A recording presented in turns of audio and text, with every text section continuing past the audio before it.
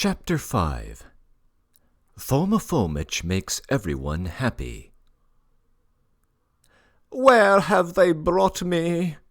Foma articulated at last, in the voice of a man dying in a righteous cause. "Damnable humbug," Mizintchikov whispered beside me, as though he didn't see where he had been brought. "Now he will give us a fine exhibition."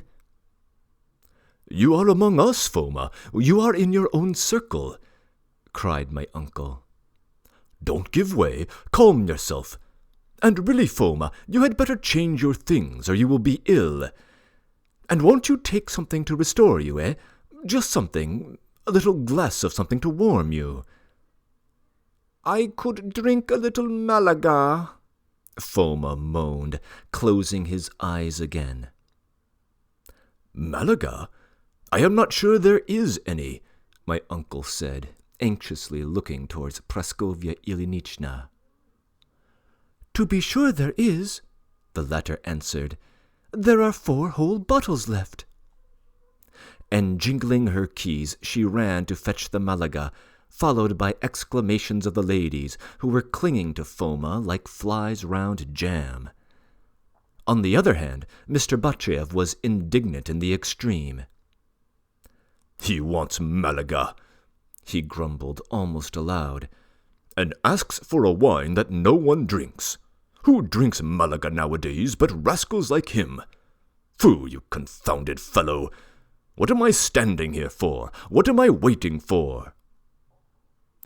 "Foma," my uncle began, stumbling over every word, "you see now, when you are rested and are with us again, that is, I meant to say, Foma, that I understand how accusing, so to say, the most innocent of beings—" "Where is it, my innocence, where?" Foma interrupted, as though he were feverish and in delirium.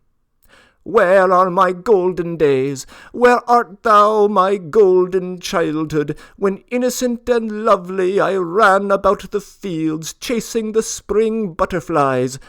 Where are those days? Give me back my innocence, give it me back!" And Foma, flinging wide his arms, turned to each one of us in succession, as though his innocence were in somebody's pocket. Batchev was ready to explode with wrath. "Ech, so that's what he wants," he muttered in a fury. "Give him his innocence. Does he want to kiss it or what? Most likely he was as great a villain when he was a boy as he is now. I'll take my oath he was." "Foma," my uncle was beginning again. Where are they, those days when I still had faith in love and loved mankind?" cried Foma. "When I embraced man and wept upon his bosom. But now where am I? Where am I?" "You are with us, Foma. Calm yourself," cried my uncle. "This is what I wanted to say to you, Foma." "You might at least keep silent now," hissed Miss Perepelitsyn, with a spiteful gleam in her viperish eyes. "Where am I?" Foma went on. "Who are about me? They are bulls and buffaloes turning their horns against me. Life, what art thou? If one lives, one is dishonored, disgraced, humbled, crushed. And when the earth is scattered on one's coffin, only then men will remember one and pile a monument on one's poor bones." "Holy saints, he is talking about monuments," whispered Yezhevikin, clasping his hands. "Oh, do not put up a monument to me," cried Foma. "Do not. I don't need monuments. Raise up a monument to me in your hearts. I want nothing more, nothing more." "Foma," my uncle interposed. "Enough. Calm yourself. There is no need to talk about monuments. Only listen. You see, Foma, I understand that you were perhaps, so to say, inspired with righteous fervor when you reproached me. But you were carried away, Foma, beyond the limit of righteousness. I assure you, you were mistaken, Foma." "Oh, will you give over?" hissed Miss Perepelitsyn again.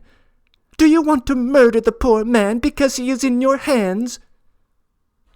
After Miss Perepelitsyn, Madame la Générale made a stir, and all her suite followed her example.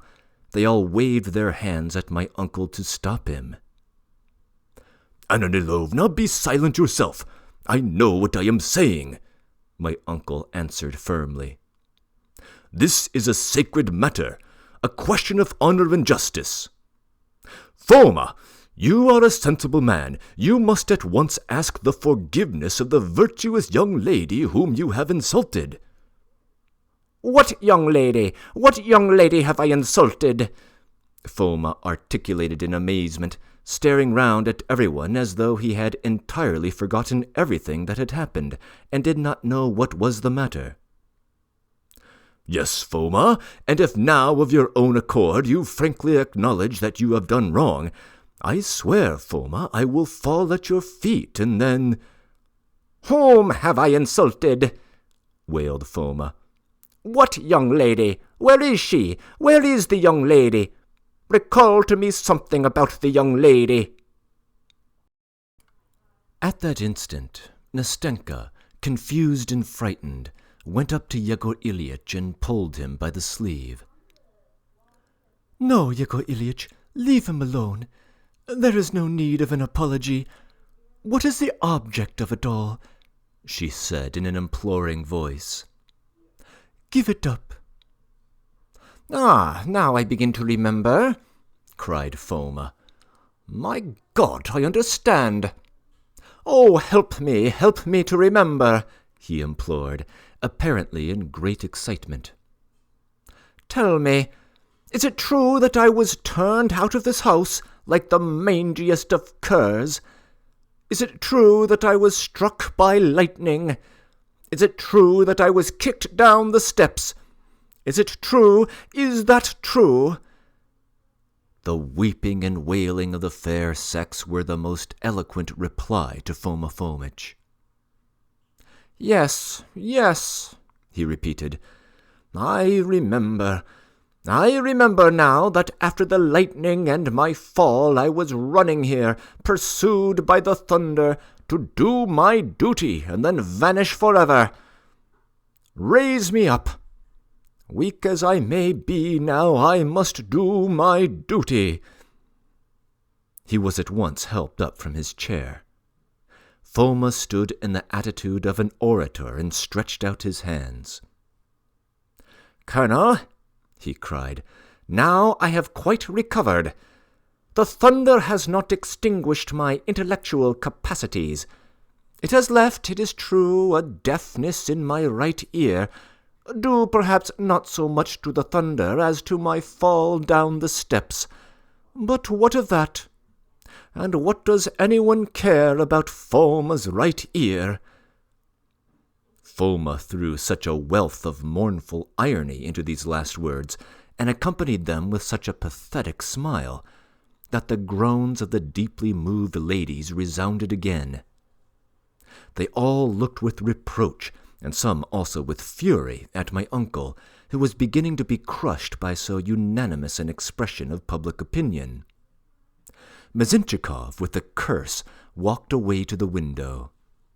Batyev kept prodding me more and more violently with his elbow. He could hardly stand still. "Now listen to my whole confession," yelled Foma, turning upon all a proud and determined gaze, "and at the same time decide the fate of poor Opiskin. Yegor Ilyitch, for a long time past I have been watching over you with a tremor at my heart, and I have seen everything, while you were not suspecting that I was watching over you. Colonel, perhaps I was mistaken, but I knew your egotism, your boundless vanity, your phenomenal sensuality, and who would blame me for trembling for the honor of an innocent young person?" Foma, you need not enlarge on it, Foma," cried my uncle, looking uneasily at Nastenka's suffering face. What troubled me was not so much the innocence and trustfulness of the person in question, as her inexperience," Foma went on, as though he had not heard my uncle's warning. "I saw that a tender feeling was blossoming in her heart, like a rose in spring, and I could not help recalling Petrarch's saying, 'Innocence is often but a hair's breadth from ruin.' I sighed, I groaned, and though I was ready to shed the last drop of my blood to safeguard that pure pearl of maidenhood, who could answer to me for you, Yegor Ilyitch?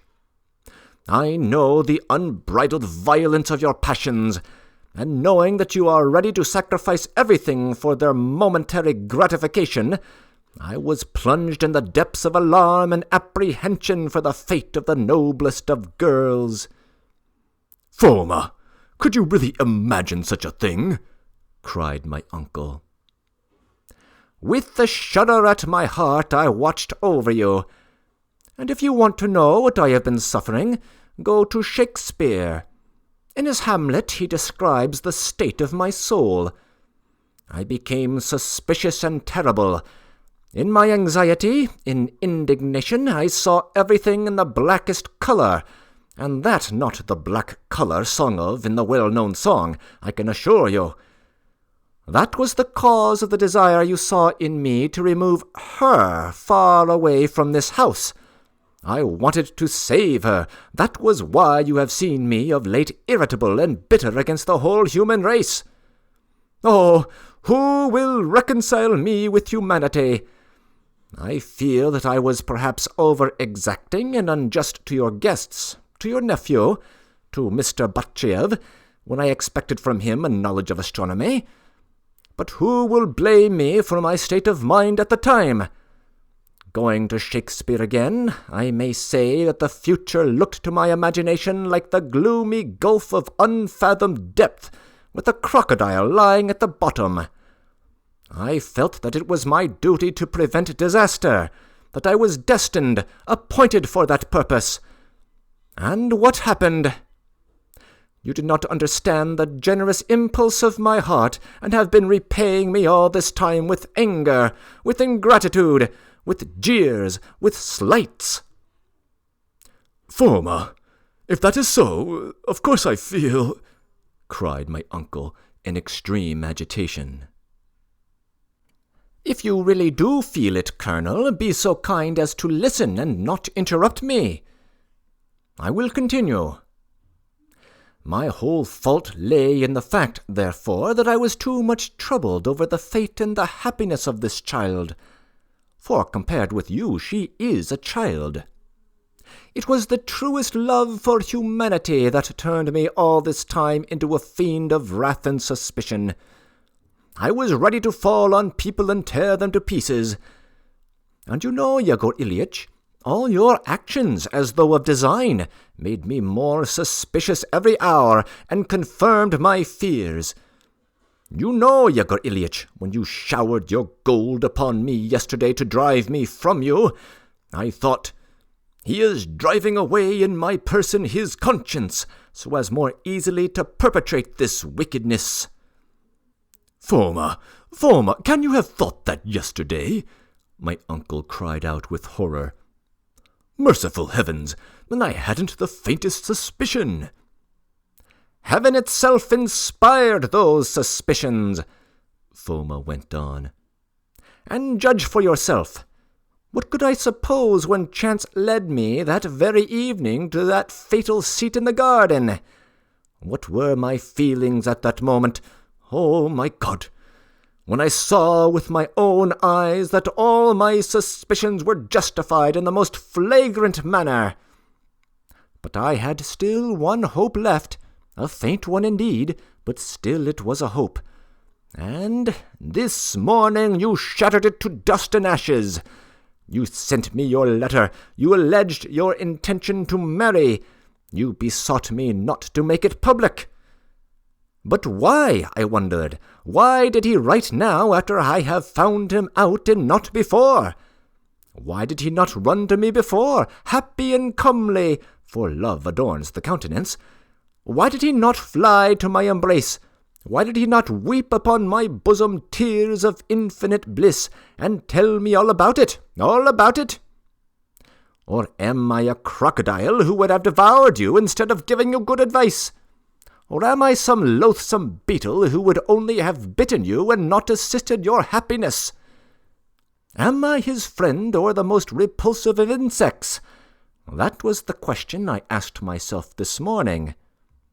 With what object, I asked myself, with what object did he invite his nephew from Petersburg and try to betroth him to this girl, if not to deceive us and his frivolous nephew, and meanwhile in secret to persist in his criminal designs? Yes, Colonel, if anyone confirmed in me the thought that your mutual love was criminal, it was you yourself and you only.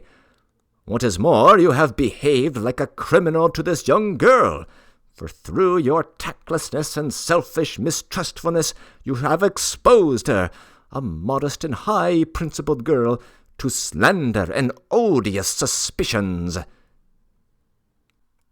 My uncle stood silent with bowed head. Foma's eloquence was evidently getting the better of his convictions, and he was beginning to regard himself as a complete criminal.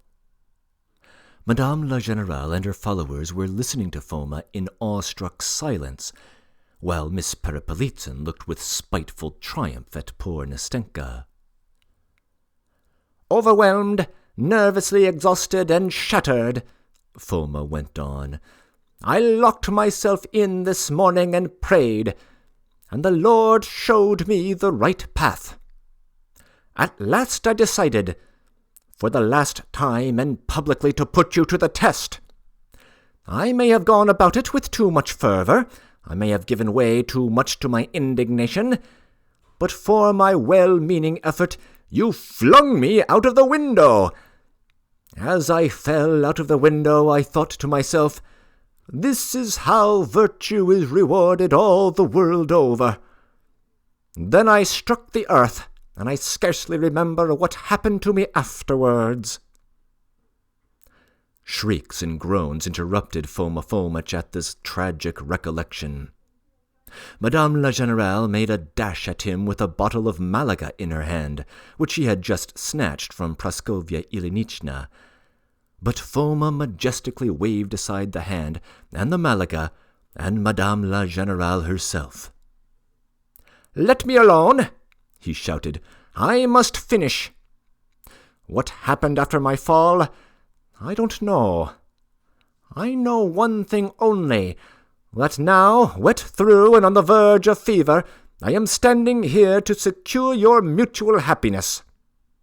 Colonel, from many signs which I do not wish now to particularize, I am convinced at last that your love was pure and even exalted, though at the same time criminally distrustful.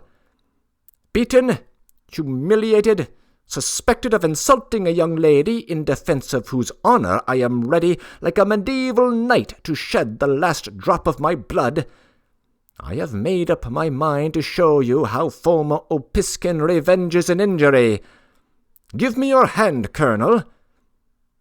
"With pleasure, Foma," cried my uncle. "And since you have now fully cleared the honour of this young lady from every aspersion, why, of course, here is my hand, Foma, together with my regrets." And my uncle gave him his hand warmly, not yet suspecting what was to come of it. "Give me your hand, too," went on Foma in a faint voice, parting the crowd of ladies who were pressing round him and appealing to Nastenka. Nastenka was taken aback and confused. She looked timidly at Foma. "Approach, approach, my sweet child. It is essential for your happiness," Foma added caressingly, still holding my uncle's hand in his. "What's he up to now?" said Metzinchikov. Nastenka, frightened and trembling, went slowly up to Foma and timidly held out her hand. Foma took her hand and put it in my uncle's. "I join your hands and bless you. he pronounced in the most solemn voice. "And if the blessing of a poor sorrow-stricken sufferer may avail you, be happy. This is how Foma Opiskin takes his revenge. Hurrah!" The amazement of everyone was immense. The conclusion was so unexpected that everyone was struck dumb. Madame la Générale stood rooted to the spot, with her mouth open and the bottle of Malaga in her hand. Miss Perepolitzin turned pale and trembled with fury. The lady companions clasped their hands and sat petrified in their seats. My uncle trembled and tried to say something, but could not.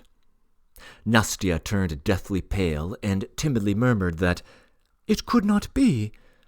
But it was too late. Batyev was the first, we must do him that credit, to second Foma's hurrah. I followed suit, and after me Sashenka shouted at the top of her ringing voice as she flew to embrace her father. Then Ilyusha joined in, then Nezhevikin, and last of all Medzhenchikov. "Hurrah!" Foma cried out once more. "Hurrah! And on your knees, children of my heart, on your knees before the tenderest of mothers. Ask her blessing, and if need be, I will kneel before her by your side." My uncle and Nastya, not looking at each other, and seeming not to understand what was being done to them, fell on their knees before Madame la Générale. The whole company flocked round them. But the old lady seemed to be stupefied, not knowing what to do. Foma came to the rescue at this juncture too. He plumped down himself before his patroness. This at once dispelled all her hesitation. Dissolving into tears, she said at last that she consented. My uncle jumped up and clasped Foma in his arms. "Foma! Foma!" he began, but his voice broke and he could not go on. "Champagne!" bawled Mr. Batyev. "Hurrah!" "No, sir, not champagne." Miss Perepolitzin caught him up. She had by now recovered herself and realized the position and at the same time its consequences. "Put up a candle to God. Pray to the holy image and bless with the holy image, as is done by all godly people." At once all flew to carry out the sage suggestion. A fearful bustle followed. They had to light the candle. Mr. Batyev drew up a chair and got up on it to put the candle before the holy image, but immediately broke the chair and came down heavily on the floor, still on his feet, however. Not in the least irritated by this, he at once respectfully made way for Miss Perepolitzin. The slender Miss Perepolitzin had done the job in a flash. The candle was lighted. The nun and the lady companions began crossing themselves and bowing down to the ground. They took down the image of the Saviour and carried it to Madame la Générale. My uncle and Nastya went down on their knees again, and the ceremony was carried out under the pious instructions of Miss Perepolitzin, who was saying every minute, "Bow down to her feet, kiss the image, kiss your mamma's hand." Mr. Batyev thought himself bound to kiss the image after the betrothed couple, and at the same time he kissed the hand of Madame la Générale. "Hurrah!" he shouted again. "Come, now we will have some champagne."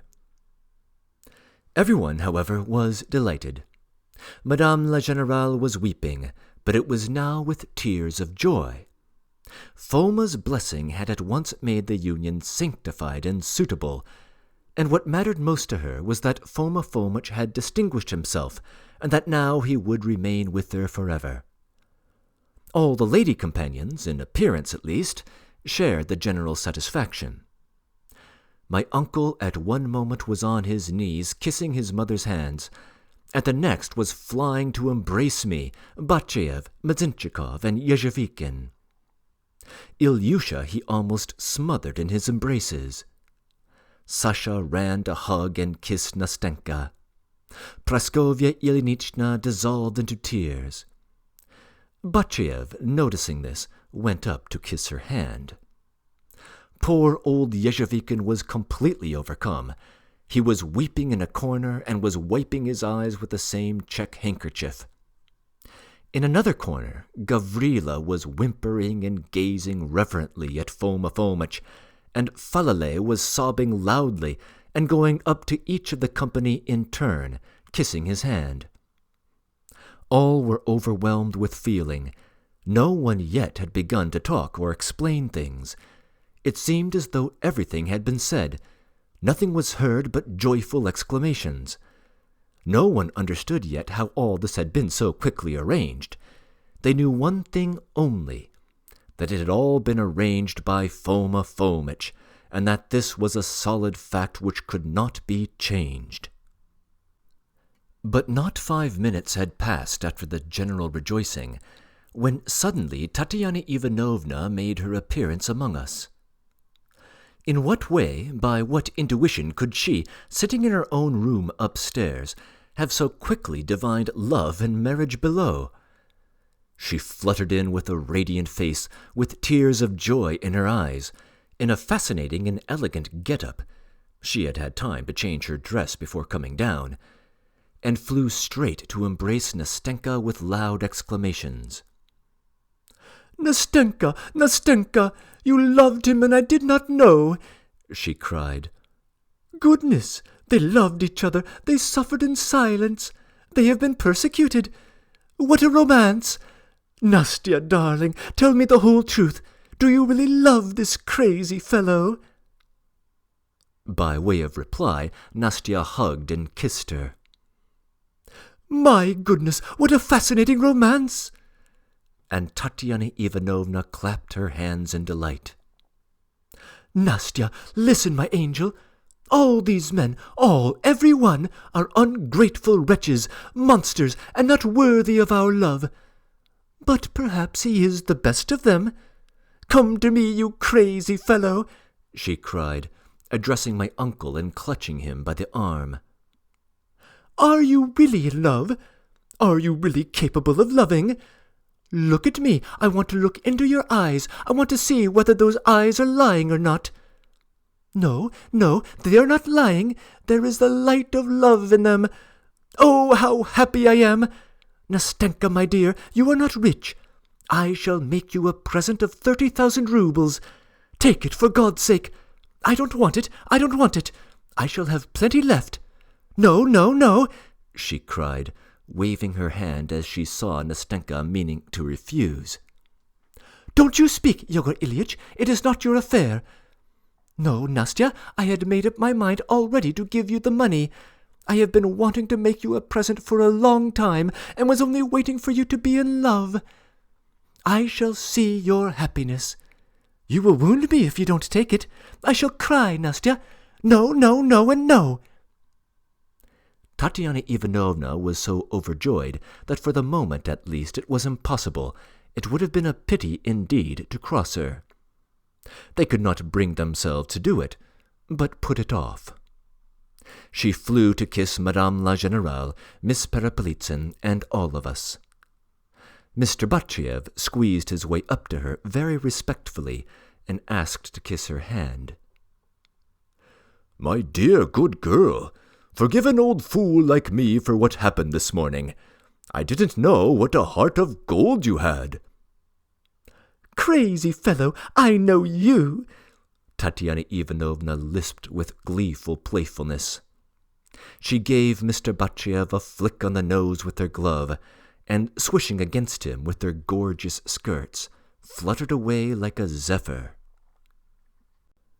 The fat man stepped aside respectfully. "A very worthy young lady," he said with feeling. "They have stuck a nose onto the German.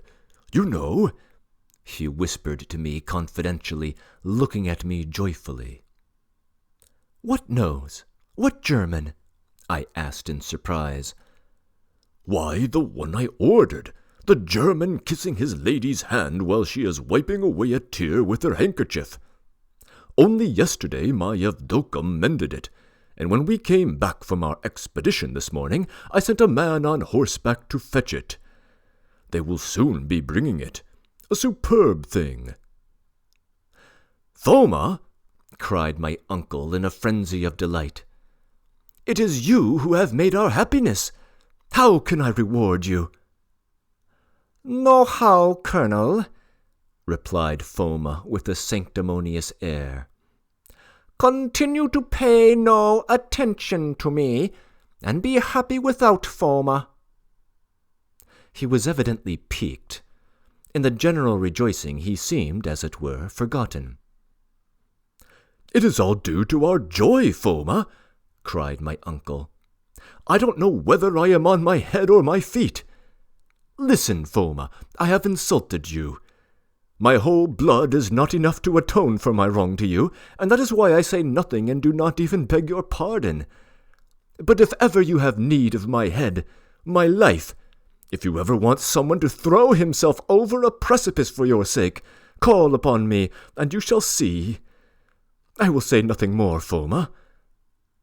And my uncle waved his hand, fully recognizing the impossibility of adding anything that could more strongly express his feeling. He only gazed at Foma with grateful eyes full of tears. "See what an angel he is!"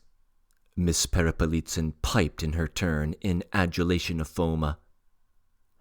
"Yes, yes," Sashenka put in. "I did not know you were such a good man, Foma Fomich, and I was disrespectful to you. But forgive me, Foma Fomich, and you may be sure I will love you with all my heart. If you knew how much I respect you now." "Yes, Foma," Batyayev chimed in. "Forgive an old fool like me, too. I didn't know you. You are not merely a learned man, Foma, but also simply a hero. My whole house is at your service. But there, the best of all would be if you would come to me the day after tomorrow, old man, with Madame la Générale too, and the betrothed couple, the whole company, in fact. And we will have a dinner, I tell you. I won't praise it beforehand, but one thing I can say, you will find everything you want, unless it is bird's milk. I give you my word of honor." In the midst of these demonstrations, Nastenka too went up to Foma Fomich, and without further words warmly embraced him and kissed him. "Foma Fomich," she said, "you have been a true friend to us. You have done so much for us that I don't know how to repay you for it all. But I only know that I will be for you a most tender and respectful sister." She could say no more. She was choked by tears. Foma kissed her on the head and grew tearful. "My children, the children of my heart," he said, "live and prosper, and in moments of happiness think sometimes of the poor exile. For myself, I will only say that misfortune is perhaps the mother of virtue. That, I believe, is said by Gogol, a frivolous writer, but from whom one may sometimes glean fruitful thoughts. Exile is a misfortune. I shall wander like a pilgrim with my staff over the face of the earth, and who knows, perchance my troubles will make me more righteous yet. That thought is the one consolation left me." "But where are you going, Foma?" my uncle asked in alarm. All were startled and pressed round Foma. "Why do you suppose I can remain in your house after your behavior this morning?" Foma inquired with extraordinary dignity. But he was not allowed to finish. Outcries from all the company smothered his voice. They made him sit down in an easy chair. They besought him. They shed tears over him, and I don't know what they didn't do. Of course he hadn't the faintest intention of leaving this house, just as he had not earlier that morning, nor the day before, nor on the occasion when he had taken to digging in the garden. He knew now that they would reverently detain him, would clutch at him, especially since he had made them all happy, since they all had faith in him again and were ready to carry him on their shoulders, and to consider it an honor and a happiness to do so. But most likely his cowardly return, when he was frightened by the storm, was rankling in his mind and egging him on to play the hero in some way. And above all, there was such a temptation to give himself airs. The opportunity of talking, of using fine phrases and laying it on thick, of blowing his own trumpet, was too good for any possibility of resisting the temptation. He did not resist it. He tore himself out of the grasp of those who held him. He asked for his staff, besought them to let him have his freedom, to let him wander out into the wide, wide world, declared that in that house he had been dishonored, beaten, that he had only come back to make everyone happy. And, he asked, could he remain in this house of ingratitude and eat soup, sustaining perhaps, but seasoned with blows? At last he left off struggling. He was reseated in his chair, but his eloquence was not arrested. "Have I not been insulted here?" he cried. "Have I not been taunted? Haven't you yourself, Colonel, have you not every hour pointed the finger of scorn and made the long nose of derision at me, like the ignorant children of the working class in the streets of the town? Yes, Colonel, I insist on that comparison, because if you have not done so physically, it has yet been a moral long nose, and in some cases a moral long nose is more insulting than a physical one. I say nothing of blows." "Foma, Foma," cried my uncle, "do not crush me with these recollections. I have told you already that all my blood is not enough to wash out the insults. Be magnanimous. Forgive, forget, and remain to contemplate our happiness. Your work, Foma."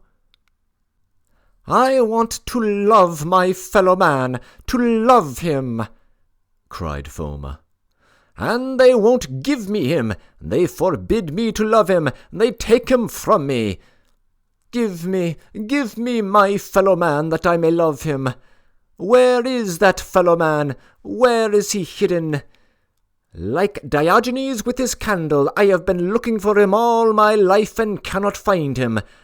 And I can love no one. To this day I cannot find the man. Woe to him who has made me a hater of mankind. I cry, give me my fellow man, that I may love him, and they thrust Falalay upon me. Am I to love Falalay? Do I want to love Falalay? Could I love Falalay even if I wanted to? No. Why not? Because he is Falalay. Why do I not love humanity? Because all on earth are Falalays or like Falalay. I don't want Falalay. I hate Falalay. I spit on Falalay. I trample Falalay under my feet. And if I had to choose, I would rather love Asmodeus than Falalay. Come here, my everlasting torment. Come here," he cried, suddenly addressing Falalay, who was in the most innocent way standing on tiptoe, looking over the crowd that was surrounding Foma Fomitch. "Come here. I will show you, Colonel," cried Foma, drawing towards him Falalay, who was almost unconscious with terror. "I will show you the truth of my words about the everlasting long nose and finger of scorn. Tell me, Falalay, and tell the truth. What did you dream about last night? Come, Colonel, you will see your handiwork. Come, Falalay, tell us." The poor boy, shaking with terror, turned despairing eyes about him, looking for someone to rescue him, but everyone was in a tremor waiting for his answer. "Come, Falalay, I am waiting." Instead of answering, Falalay screwed up his face, opened his mouth wide and began bellowing like a calf. "Colonel, do you see this stubbornness? Do you mean to tell me it's natural? For the last time I ask you, Falalay, tell me, what did you dream of last night?" Of... "Say you dreamed of me," said Batchev. "Of your virtue, sir," Yezhevikin prompted in his other ear. Falalay merely looked about him. Of a white bull," he roared at last and burst into scalding tears. Everyone groaned, but Foma Fomat was in a paroxysm of extraordinary magnanimity. "Anyway, I see your sincerity, Falalay," he said. "A sincerity I do not observe in others. God bless you. If you are purposely mocking at me with that dream at the instigation of others, God will repay you and those others. If not, I respect your truthfulness, for even in the lowest of creatures like you it is my habit to discern the image and semblance of God. I forgive you, Falalay. Embrace me, my children. I will remain with you." "He will remain!" they all cried in delight. "I will remain, and I will forgive. Colonel, reward Falalay with some sugar. Do not let him cry on such a day of happiness for all." I need hardly say that such magnanimity was thought astounding. To take so much thought at such a moment. And for whom? For Falalay. My uncle flew to carry out his instruction in regard to the sugar. Immediately a silver sugar basin, I don't know where it came from, appeared in the hands of Praskovya Ilyinichna. My uncle was about to take out 2 pieces with a trembling hand, then 3. Then he dropped them at last, saying he was incapable of doing anything from excitement. "Ah," he cried, "for a day like this! Hold out your coat, Falalay." And he poured into his coat all the contents of the sugar basin. "That's for your truthfulness," he said by way of edification. "Mr. Korovkin," Vodoplyasov announced, suddenly appearing in the doorway. A slight flutter of consternation followed. Korovkin's visit was obviously ill-timed. They all looked inquiringly at my uncle. "Korovkin?" cried my uncle in some embarrassment. "Of course I am delighted," he added, glancing timidly towards Foma. "But really I don't know whether to ask him in at such a moment. What do you think, Foma?" "Oh, yes, why not?" said Foma amicably. "Invite Korovkin too. Let him too share in the general rejoicing." In short, Foma Fomat was in an angelic frame of mind. "I most respectfully make bold to inform you," observed Vodoplyasov, "that the gentleman is not quite himself." "Not quite himself? How? What nonsense are you talking?" cried my uncle. "It is so indeed. He is not quite in a sober condition." But before my uncle had time to open his mouth, flush red, and show his alarm and extreme embarrassment, the mystery was explained. Korovkin appeared in the doorway, pushed Vodoplyasov aside, and confronted the astonished company. He was a short, thick-set gentleman of 40, with dark hair touched with grey and closely cropped, with a round purple face and little bloodshot eyes, wearing a high horsehair cravat fastened at the back with a buckle, an extraordinarily threadbare swallow-tail coat covered with fluff and hay and disclosing a bad rent under the arm, and unspeakable trousers, and carrying an incredibly greasy cap which he was holding out at arm's length. This gentleman was completely drunk. Advancing into the middle of the room, he stood still, staggering, nodding his head as though he were pecking at something with his nose in drunken hesitation. Then he slowly grinned from ear to ear.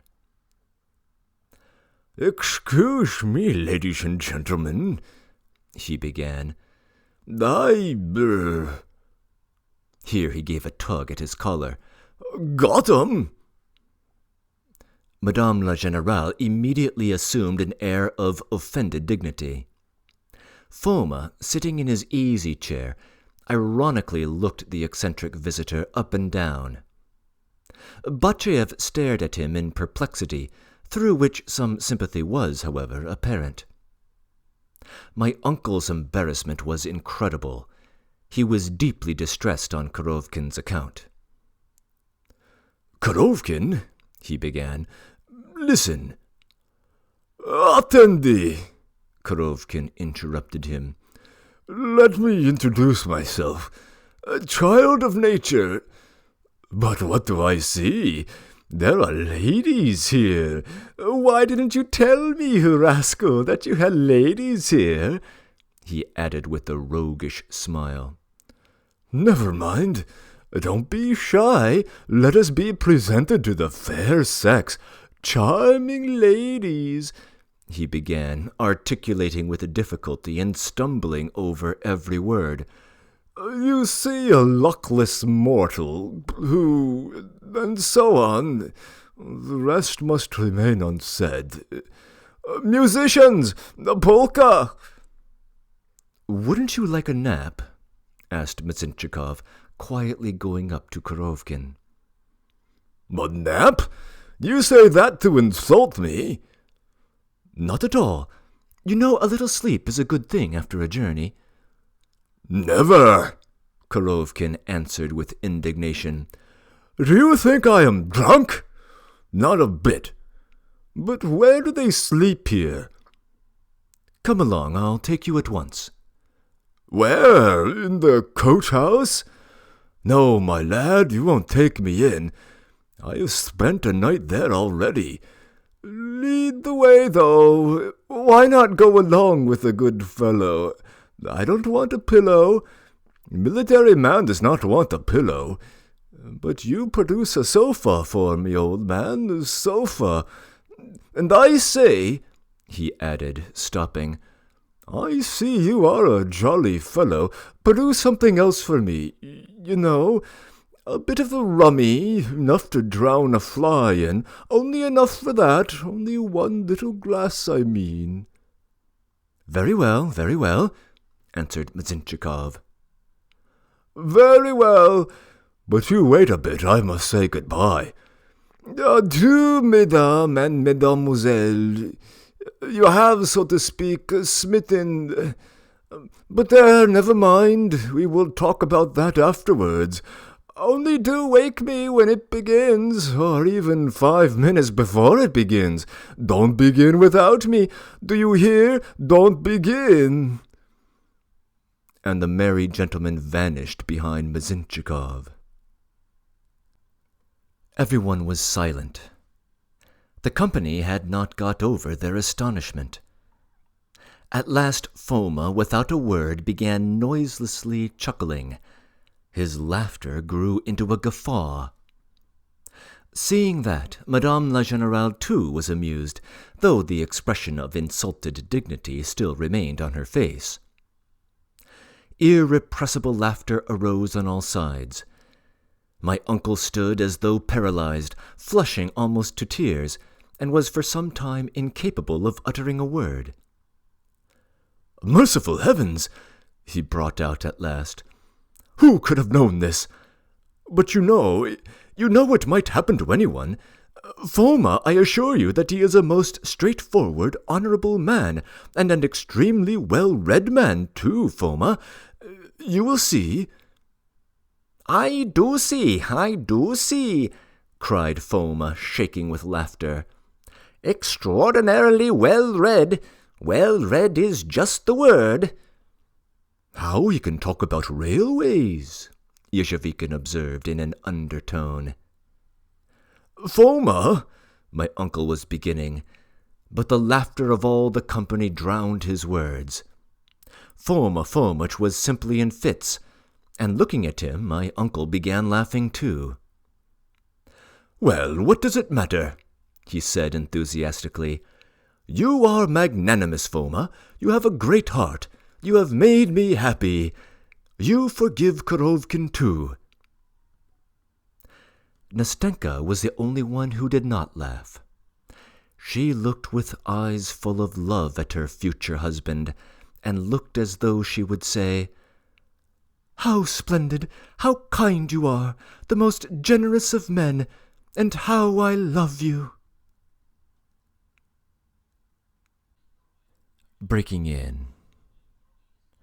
Just to refresh your memory, Korovkin was the so-called man of learning who had sparked such enthusiasm in Yegor Ilyich in Part 1, Chapter 3, after their chance encounter off stage, and who had been understood by Foma and his cronies to be a potential threat. The joke is that Yegor Ilyich is once again a bit too generous in his estimation of the character of others. Diogenes of Sinope was an ancient philosopher who famously went about with a lantern to the citizens of Athens in the hope of finding an honest man. Foma's reference to him in this chapter is doubly ironic. That Foma, of all people, should be on a quest for honesty, and that he should fail to find it in some of the saintly figures around him. End of comments.